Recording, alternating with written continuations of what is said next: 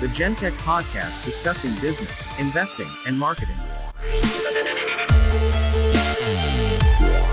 Hey guys, welcome back to the GenTech podcast, bringing you valuable and inspirational discussion with top business owners. Today we have on Kelsey Duncan, host of the Traditionally Incorrect podcast. Today we're going to talk to her about her journey as an entrepreneur and how she took some of her setbacks and turned those into opportunities. So Kelsey, thank you so much for being on the podcast. Thank you for coming. Again, I've been a little stuffed up today, so if I sound a little odd or I clear my throat, please bear with me. Yes, you are fine. Thank you. So first, I really want to get into, those interests and passions that led you to your long career of being an entrepreneur. So how did you really know that, you wanted to be your own boss? I think it started at a very young age for me. Probably middle school, lemonade stands, right? That's what everyone starts out with. Mm-hmm. But I liked in running those lemonade stands, like figuring out exactly what I wanted to sell, how much I wanted to sell it for, who I was going after, like all those little pieces that added up were really exciting to me. And then when I was in high school, my first business, I had a group of friends that were football players, and they weren't super they didn't know how to do a lot of things around the house. Mm-hmm. But what I found is that the people that lived in my neighborhood were fine with telling them what they needed to have done and kind of show them, but then just have a hands off, like, hey, go take care of that. Like, go pull the weeds, go trim this, help me with this, paint this. And so I started a little company called High School Handy Boys.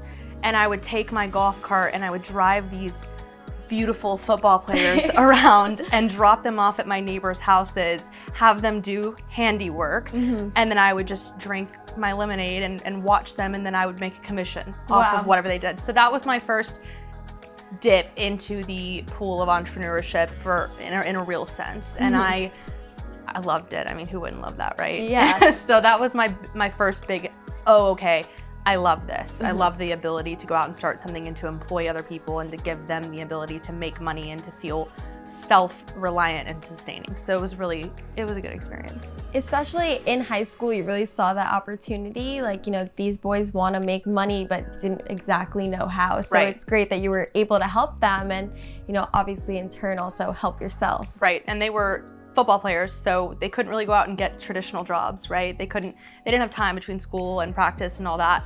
So it was a great way on the weekends when they did have time, hey, I have 3 or 4 hours today, which neighbor needs help, And so that was great. And I think my second business was also in high school, and I came home one day, it was after I was driving, so I was probably about 16 and a half, 17. Mm-hmm.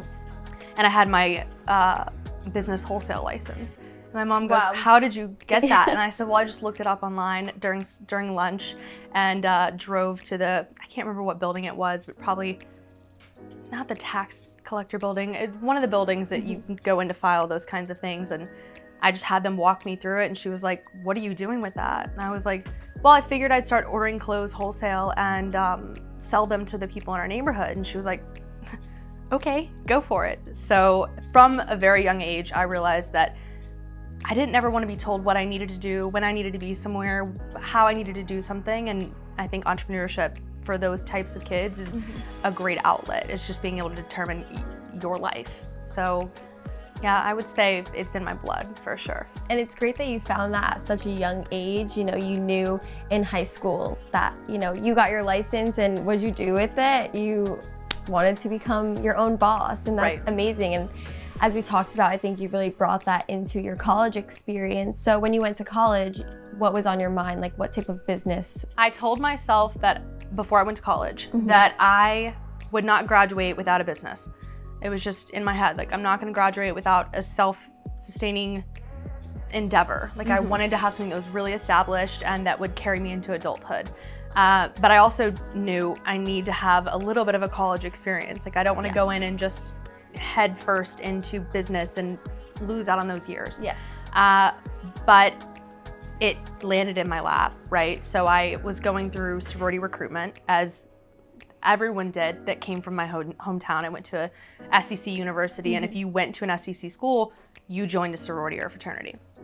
And so I went through that recruitment process, and it was really hard. Like, the sorority type, which is such a stereotype, and I learned going through it, there's many different types of women that go through, but I did feel like there was a stereotypical underlying feeling, right? Of like, okay, if I don't look this way, have this, drive this, I'm not from here, my parents don't do this, then I won't get into that house. And so that was very jarring. And then also the recruitment process was very stressful, overwhelming. It felt like you would go to each one of these houses, and by the end of the day, you would forget what you thought about house A, B, C, because you'd gone A through Z. And so there was not really any moment for you to sit and think, hey, what do I really think about this? Not just do they like me, but do I like them? Do we have the same interests, the same values? And going through that process, I realized, okay, there's gaps, right? Any entrepreneur will go and find 50 things wrong with any process or product or tool. And so I started making notes in my head of like, okay, this could be fixed. So I joined a sorority, and I realized that I got into the wrong sorority for myself. And in that decision that I made that was not the best for me, I realized that if I had had the tool that I was thinking of in my head, I probably would have made the right decision, right? I probably would have listened to my intuition and really took the time to figure out what I was thinking. And so the end of that first year, I sat down and decided, okay, I'm gonna fix this. And created an app. I found a developer, and that's a whole other story. I won't go too much into detail today about that, but just really went out there and found the pieces, right? Graphic designer, check. App developer, check. And won pitch competitions at my school, 2 of them back to back. I never pitched formally before, and won $20,000 in 3 weeks. Wow. And yeah, took it from nothing to something. And that was most of my college experience, was creating that application and really getting my feet wet with real entrepreneurship. So that's incredible that you really saw the problem in recruitment. I also was in a sorority, so you get it. I completely get it. Yeah. And you know, obviously I've seen things, I was on the executive board, I see so many like problems within it, but having and making that solution that no one else has come up with before is really incredible, especially as a college student when you're so busy. Absolutely. So I know, you know, that experience really shaped you, and what did that teach you? I think more than anything, so obviously there's a little bit of backstory, but that company ended up I started it at 19, and by 21, I thought that I was going to be rich and super fulfilled and just happier than I'd ever been. And instead I was broke, jaded, and pissed off. So I poured everything I had into creating this, and at the end of the day, the people that I thought were put in place to protect me ended up betraying me, and they took it. They copied the entire thing. I was patent pending, it didn't matter. And I think that experience really taught me, one, that the world has a way of intervening when things aren't right. You know, I really believe in everything happens for a reason, and now looking back, I know that type of business wasn't aligned with who I am today and at the core. 2, not everyone has your best interest at heart. Even the people that you think are literally either being paid or put into a position to have your best interest at heart, right? I still have flashbacks of moments where I thought, man, if I had really just paid attention, then I could have stopped this from happening. So not everyone has your best interest, but don't let that define you, right? If you go looking for trouble, you're always gonna find trouble. If you go looking for bad people, that's all you're gonna see. And so take everything with a grain of salt and a healthy dose of skepticism, but don't allow that fear to cripple you, because it did for me for a while. It took my confidence, and I felt like I'm never gonna create anything again, right? But I think the third thing would just be enjoy it while it happens. So many people, and I'm really guilty of this, put off the celebration, the win, the pride, and you look back and you realize, when did I ever take time to be proud of what I had done? I didn't. I kept saying, oh, if I just get here, if I just do this, then I'll be proud of myself. And some people don't get that later, right? We watched it happen in the pandemic. So many people that were banking on 30, 40, 50, 60 more years to make their dreams happen had it robbed from them. And I think really taking a moment every day to think, what did I do today that I'm proud of? It'll get you where you want to be faster, or keep you from where you don't want to be faster as well, right? It keeps you in check. So yeah, I think those are my top 3. And kind of let's dive into those. So first, you said that you were patent pending. So what do you think the importance is for these entrepreneurs and anyone listening, the importance of patents and trademarks? Absolutely. So I did trademark Traditionally Incorrect, my podcast name, and we'll get into that. I do think that trademarks are great. I think they're a great way of protecting your brand, your name, your whatever it may be that you're protecting or creating. But you also have to know that with patenting, especially technology, it's very easy to get around a patent for someone that wants to, right? And so I would say if I had to do it all over again with a patent on technology, I might not do it. And that's for everyone to decide. Talk to your attorney, really figure out what it is that you have that can be copyrighted. If there's a flow of things that can be patented, the look, the feel, whatever it may be. But I think one of the biggest things I also learned from this is there's always going to be someone that is waiting to come and make a different iteration of something, right? Like if they didn't, we'd still be driving around in like buggies and carriages. There's always someone that's going to come and innovate on top of whatever's been created, which is great. That's how we move forward in life. But if you get really tied up and wrapped up in trying to protect, you'll make decisions that hold you back and hold your business back. And so it's been hard for me trying to figure out how to let go a little bit, but also be smart. Because like I said, I still have things I look back on and think, oh, if I had just really listened to what you were saying there, could have probably protected myself. Like one thing that still sticks in my head is in a meeting, I was explaining the idea in detail to someone that could have helped implement it on a grand scale. And they said, I wish you would just let us buy it from you. And at the time I was young, right? And I was sitting there and I was like, well, no, I really want to create this to change the platform for everyone and to get good values focused and based people into an organization, to change it from the inside out and to really focus on what it was supposed to be out in the beginning.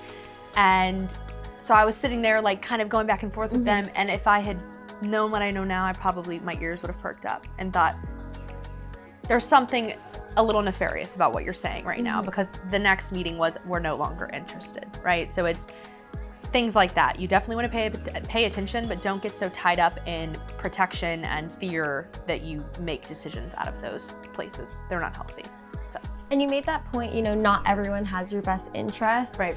And it is true, but it's really hard, especially as a young entrepreneur. You hear ask people questions. There's so many people who would love to be your mentor and help you, but then also, like you said, there's people that don't have your best interest in their heart and they're just thinking about themselves. So what lessons have you learned that have allowed you to now pinpoint, is this person really trying to help me or are they trying to hurt me? I think going through things that I did, just having what felt like such a massive betrayal, really for a while knocked me down. I felt like I couldn't trust anyone. But what I have come to realize is there's a difference between people wanting to do what you do and then actually executing it. So there are people that, okay, great, yeah, that's an awesome idea, but I would never want to do that. It's like telling a stay-at-home mom with 5 kids that she could go out and make millions of dollars if she developed a technology or this new piece of clothing or whatever and go change her life. She has 5 kids. She wants to be home with her kids. Why would she ever do that? She could think it's an amazing idea, but she's never going to act on it, right? But it's also just knowing which pieces to keep to yourself, I think. Some of the things that might be harder to protect in a sense, your trade secrets, right? Your secret sauce. You don't go around telling everyone all of your financial information and your social security number. Just be very selective about what you do, allow to be talked about and to be seen. But also, again, like I said, it's execution. Most people aren't interested in doing what you're doing and they don't want anything to do with it at the end of the day. It's just knowing who is in a position to want to do what you're doing and then to have the ability to go and make it happen are the people that you, in my opinion, should be a little more wary of, right? People go on Shark Tank every day. Those people have unlimited resources to do what you're doing, but they're so busy and they've got so many businesses, and why would they want to, right? Why would they want to go out and do that? So it's just being really aware of who you're talking to and what you're saying. looking back on that situation, you were young, but what can you tell our viewers, like, this is what I could have done differently, and this is what you should do next time that you have this idea and you're so willing to share it with others? So one of the things that I asked for when I recognized that everything was essentially copied and pasted and taken was take it down, right? And then protect other people. Put measurements in place that will not allow this to happen again. NDAs, non-competes. Like if someone approaches you with this, then you're tight-lipped. You can't do anything about it. So I think that having those, of course, NDAs and non-competes 9 times out of 10 might not hold up in court, right? But it is an extra layer of protection. It signifies that there was verbal or written or by pigeon some sort of agreement that, hey, what we're talking about is confidential, right? So I would have done that. I think that I also probably would have been a little bit more vocal about being the face, right? I kept trying to kind of take a backseat to the business. I didn't want to be the face of the brand. But I think in doing that, you do armor yourself a little bit. Like when people know, like, and trust you, they're going to want to protect you. And so by putting myself in the background, in the shadows, I think not a lot of people realized, oh, that business, that's Kelsey Duncan, And I think that there would have been an extra layer of protection there if I had. So definitely own your business, own your brand, be the face, let people know who you are, be vulnerable, authentic, show up and show out. And I can really tell that you've, taken those lessons and really implemented into what you do now. Right. You are about to be the host of this podcast where you're helping people learn these lessons from hearing other entrepreneurs. And, right. You're the perfect person to do it because you really have been through that. And right. I know we talked about another app you created and, yes. and that story. So do you want to tell our viewers about that? Yeah, I'll get into a little bit of that. The second app that I created was in the middle of the pandemic, and it was for the real estate market.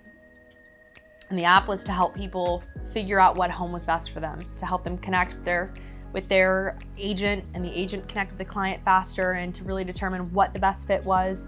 And I spent the entire pandemic getting that ready for market. And then what happened during the pandemic, the entire real estate industry flipped on its head, and no one had a choice in what they were buying anymore. It was you get what you get, you don't throw a fit. So again, it's kind of the same lesson, like, okay, that wasn't for me, right? That's my first inkling, is like, clearly this wasn't supposed to happen, but ouch, that hurt. Like, I thought the horse was ready for me to get back on, and now it's bucking me off, and it's like, no, you're not doing this either.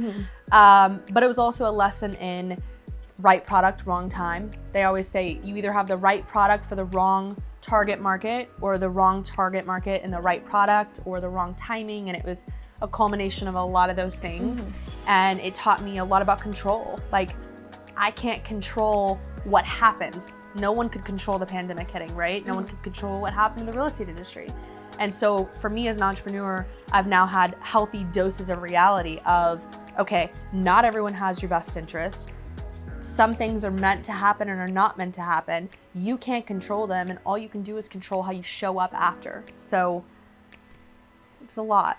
It was a lot, for sure. And, the question of when to launch is really hard. It is. Because, like you said, like, these are things that are fully out of your control, even though you have this great idea that would have been so amazing at that time. Things change so fast. Right. So what was that lesson? And what did you learn, and how do you apply it now from, that small setback or big setback? Yeah, I think constantly doing research, right? Be very aware of the industry you're in and kind of the trends and what's happening in that industry, right? Like, just following Twitter and industry trends and figuring out what's really going on in the industry you're trying to enter is really important, and staying up to date on that, right? We don't want to become the blockbuster, right? Like, where did that go? And so just really being aware of who you are in the market, what you're trying to enter. My biggest lesson was just, I can't control this, right? Like, when something like this comes out of left field, all I can do is stop asking, why is this happening to me, and start asking, why is this happening for me, right? It's just one little word switch, but it makes the biggest difference. And just knowing that you have to relinquish a lot of that control as an entrepreneur. I used to not want to delegate anything to anyone. And now I'm realizing that delegation and building a team that you trust is your actual superpower. And so I think those are very important. So from hearing, these experiences that you went through, you are extremely optimistic through everything. And Used to not be. Yeah. It's taken a lot of work. Yeah. So how did you, really build your confidence as an entrepreneur and as, a business owner, and how'd you stay optimistic through all of these setbacks? It was very hard. A lot of tears. A lot of, like I said, I used to think, why is this happening to me? And then there was a switch to, why is this happening for me? And I think that a lot of us fail to recognize, or maybe don't want to, that the things that tear us down are actually the things that will help us build others up, right? So the worst things that have happened to me prepare me to help you through the worst things that have happened to you. And recognizing that as a strength is really important. But for me, I spent about 8 or 9 days in South Africa, and I hosted a reverse pitch competition for entrepreneurs. So instead of, it was students that were judging, and I was the one on the ground, boots on the ground with a research professor, and we had an amazing time. But during the time that I spent there, I realized that my passion and what really lights me up is seeing others in their passion and then what lights them up. And so through that experience, I got a little inkling of like, whoa, this really lit me up. Like, this was super empowering and made me feel my passion again. And, in one of my darkest moments. And then I came back, and that was between the first company in college and then the one during the pandemic. And so I got that little taste of like, I can do this again. And then this second business happened in the pandemic and the switch of the market. So I had to, I don't think I quite learned that lesson at that moment, that was where I got my spark back. But I started spending a lot of time with other entrepreneurs, right? So I had already had the idea of starting some sort of platform or show for entrepreneurship, because a lot of people, even just talking about, and this is a new segment that's going to be coming, like the things we weren't taught in school, right? How to actually get wealthy and to keep wealth and to invest and yada, yada, yada. And so I was spending a lot of time with these entrepreneurs trying to figure out what my angle was going to be. Like, what do you do? Why do you do it? Who are you? That kind of thing. How do you handle all of the highs and the lows? And I was watching a lot of content at that point too, of entrepreneurship, because I was like, God, I gotta keep going, right? The biggest thing that separates the people we have never heard of that had a great idea and faded into oblivion, and the Mark Zuckerbergs and the Elon Musks of the world, is they didn't stop. They just kept going. And so I realized again, hey, I'm getting lit up talking to these people about what they're doing because they're so excited about it. And you can't fake genuine passion and optimism and just excitement, really. And so I was getting it back again.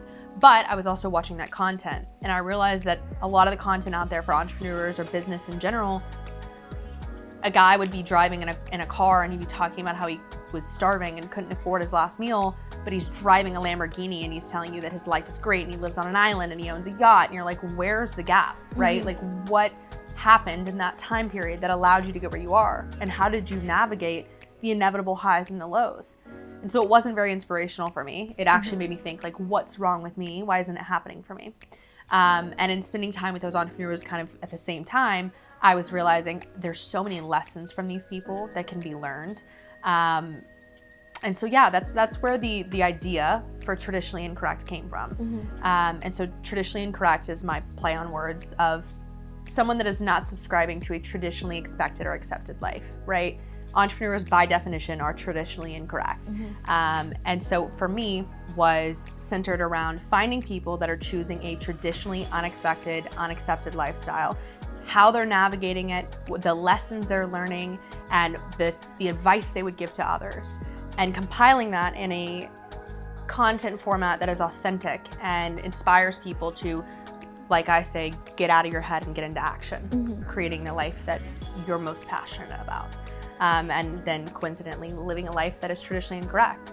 And so spending that time with those entrepreneurs, spending the time in South Africa, just seeing people in general just doing the damn thing, got me back to a point where I was like, all right, I can do this damn thing. Like, I can do it again, right? Yeah. I'm signing back up. I'm getting back on this horse. Do not buck me off. Let's go. So yeah, I don't know if that answered your question. But. It definitely did. You know, that's how you really told us how you found your passion again, right, and gained that confidence. And, you know, you saw a light at the end of the tunnel. And I think that's amazing. Like, that's such great advice, obviously watching content, but like you were saying, like actually talking to these entrepreneurs, these business owners. Right. And what do you think those good questions are to ask to get those hard lessons and to get that like really good information from these entrepreneurs? I think first and foremost, it's getting someone into a position to be vulnerable and to be authentic. I think society has trained us that being empathetic and soft and honest is a weakness, and it couldn't be further from the truth, right? Your vulnerabilities are your superpower. And like I said, the things you've gone through are the things that will help someone else get through what they're going through. That is your talent. That's what you bring to the world. So getting people into the right frame of mind of, I'm here to serve others. I'm not here to serve my ego. I'm not here to stroke my ego. I'm not here to get a bigger head and to feel like I just am the best that ever happened, right? I'm here to share authentically what I went through to hopefully inspire someone else. That's a really big thing. And then questions like, I love fun questions like, do you believe a college degree is necessary? It gets people thinking of like, well, no, I don't, but why? You know, I don't ever really talk about that. Or do you think entrepreneurs are born or bred? Do you wake up and you just, okay, I'm a newborn and I'm an entrepreneur? Or can you be molded into one? And it's been really fun to interview couples. There's typically one that is like, I was born an entrepreneur, and one that was like, he or she bred me into an entrepreneur. And so getting that dichotomy of like the yin and yang, and just, it's very cool. But questions like that. And then I think one of the biggest one was, what was the moment that everything almost fell apart? Like, what was that oh shit moment for you, right? Like, oh my God, this is all over. And then what did you do to pivot and get back up? I think those are really great. It gets a lot of deep responses. And that's what you really need. And I love that question that you said, because I feel like for you, you know, you were born an entrepreneur, but you also bred yourself into one. Right, because I could have given up many times, exactly. Right? And then you have to choose it. It's not just, oh, it's in my blood and I'm gonna just accept it. I agree with you. And you know, your journey to finding your passion was super unique. And I think everyone is forever on that search of what gets me going. Like, they want their career to be their passion, but you know, not everyone has the luxury or makes it important as you did. And what advice would you have? Like, how do you find that passion? I would say I'm still figuring it out. I think that anyone says that they have it all figured out is lying. I don't think that anyone at any age has it all figured out. I think we're constantly evolving. I've always said if I'm not learning and growing, I'm dying, right? And I don't intend to die anytime soon. And so I think just being aware that there's not gonna be a moment in life where you wake up and you think, damn, I've got it all figured out, or this is the best, or I'm at my peak, or XYZ. People think that money just solves everything, right? If I could just make this much money, then I would be happy. Stop prolonging your happiness.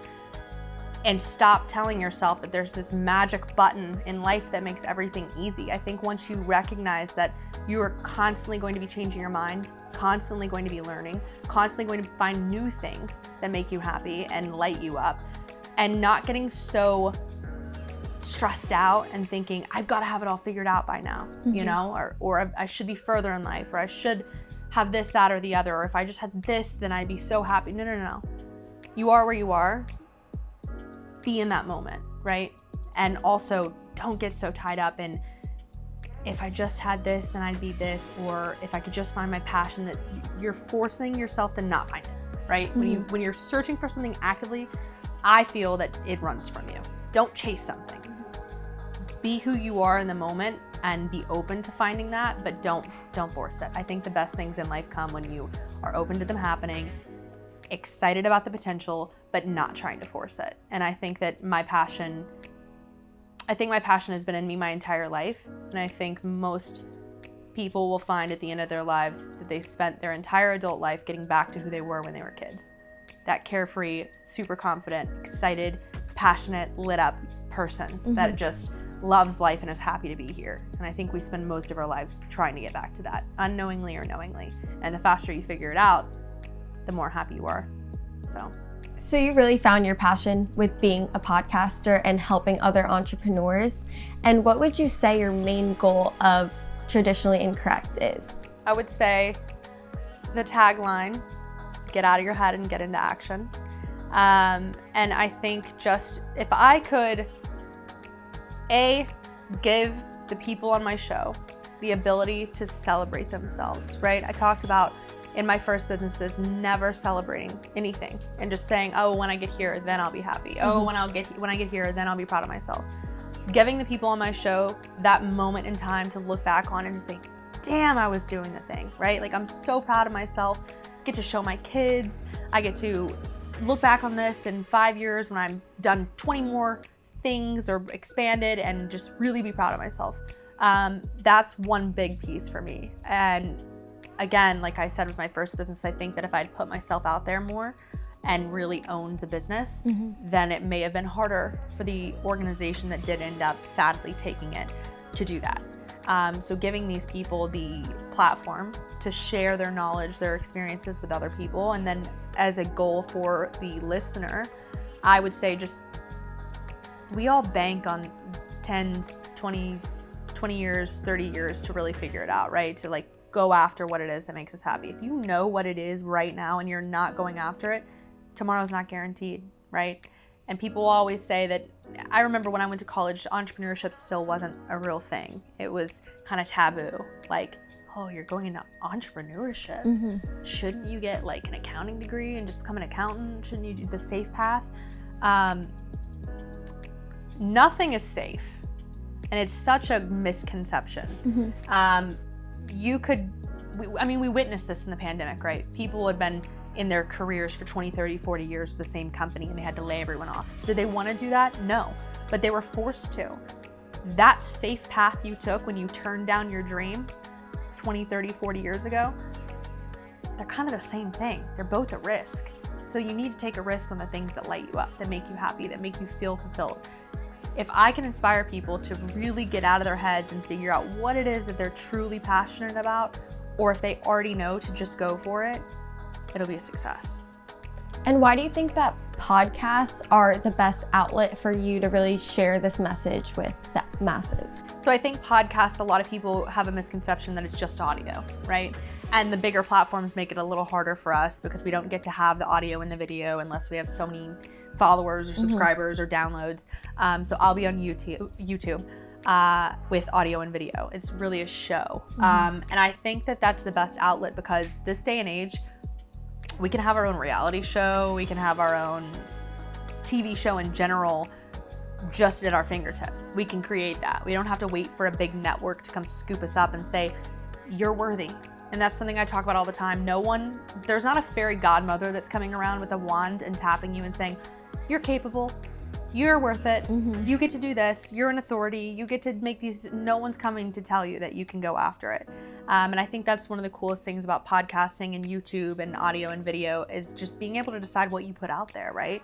And not really being censored per se. Like I can put out what I believe in and these people can come on the show and know that they can be themselves fully too. They're not subscribing to some sort of narrative of maybe being on a traditional network or show of, hey, we're following this theme or this isn't something that we're talking about or anything like that. So I think it's a great way for people to get out there and to really share what they think with the world. And I completely agree. That's obviously why we have this podcast. We really want to create that content to inspire and help other people. Absolutely. And being a podcaster, this industry it's new. It is a new growing industry. And how would you say that you measure or define success as a podcast host? So I'm just getting started, so it's a little tough for me to answer that. But I would say I stopped finding my success outside of myself, right? I stopped defining what success was by metrics that I could not control. So success for me now is, am I fulfilled? Do I feel like every day I get to wake up and do something that I get genuinely excited about? Am I helping people? Am I taking the lessons I've learned and applying them in my life and also sharing them with others? those are success metrics to me. And then do I get to come home at the end of the day and be proud of what I did? And so in a general sense, that would be success for me. But in a metric sense for podcasting, it would be, hey, I need to get my YouTube monetized. What does that take? 4,000 watch hours and 1,000 subscribers, XYZ. So those kind of things are metrics that have been forced on me from the outlets I've chosen to use. So those will definitely be the podcast metrics for success. And you did start young as an entrepreneur. Yes. You said you were doing lemonade stands. Yes. You've had all of this time to learn, but what's something that you wish you could have told your younger self? I did Pokemon cards too. I just remember that. Yeah, I didn't know what I was done it all. Did not know what I was doing with them, but I just knew when somebody was like that I had a good card, and then I could sell it to them for more. But I'm sorry, ask me again what you said. That just hit me, and I was like, oh my God, just remembered that. I was asking, you've done all these amazing things when you were younger, and Right. what's something that you wish that you could have told your younger self? There's actually a story I was thinking of yesterday before I came on here. My logo kind of forms a box just to the outside eye. There's no real box, right? But when you look at it, your mind kind of goes to make a box. And everybody used to say, think outside the box, be creative, you be in art class, and think outside the box. What box? There was never a box, right? The only box that we have on our limitations, on who we are, what we can be, we've created, or we've listened to someone else create them for us. And so for me, as a kid, I think I'd go back, and I was very headstrong and independent as a child too. And one thing I really pride myself and my mother on is I refused to be silenced in class, not at the best times, but my mother also put her foot down and was like, no, she's gonna express who she is. And as a kid, I think I'd go back and say, hey, there's nothing wrong with you for being excited about life and about being passionate and outspoken and wanting to make change and not bowing down just because someone tells you that you can't do something, right? There's no limitations, we create them for ourselves. And my grandmother, when I was very young, I'll never forget, I walked in the house and I had this bouquet of flowers for her. I thought, oh, I'm the best granddaughter. She looked at me and she was like, no, throw them out. And I was, what do you mean? And she was like, you're allergic to those. And I was like, what? And there were marigold flowers that grew on the side of the road. She's like, you're super allergic. You're not gonna be able to breathe. My entire life up until I was about 18 or 19 was convinced I was allergic to marigolds. I wasn't. Her daughter was. My aunt. So when we get told these things as a kid, we create these structures and these boxes in our mind where we're like, I can't have those, and if I'm allergic to those, and I might be allergic to these, and we start building all of these belief systems around it. I was never even allergic to the damn flowers, So I think just always having a healthy dose of skepticism, of questioning things, and not getting yourself in that box in the first place, you won't even have to think outside of it. So that's such a good lesson. You can't just take these things, and you got to take it with a grain of salt. Absolutely. And what is the biggest takeaway that you hope our listeners learn today from the podcast, just to wrap this up? I would say keep listening. You're going to learn something. We can learn something from everybody, right? Even the people that we think we have nothing in common with, they will teach you something. And I would also say, even if it doesn't work for you the first time, the second time, the third time, the thing that separates the uber successful from the people that had a lot of potential and didn't live up to it is just not stopping, right? Just get back up, no matter how hard it is. Because the only thing that's going to guarantee that you're not successful is stopping. Bottom line. That's a great lesson. Well, Kelsey, thank you so much for being on our podcast. And where can our listeners find you and your podcast online? Absolutely. So YouTube, Traditionally Incorrect, Instagram at Traditionally Incorrect, and then it's Kelsey Duncan. Find me there, and we'll be launched soon, and I can't wait to share this whole movement with the world. So thank you again for having me. And we can't wait. And my name is Naja Sassa, and you can find us at GenTech Marketing on all social media platforms. Kelsey, thank you again, and we'll see you guys next week. Thank you.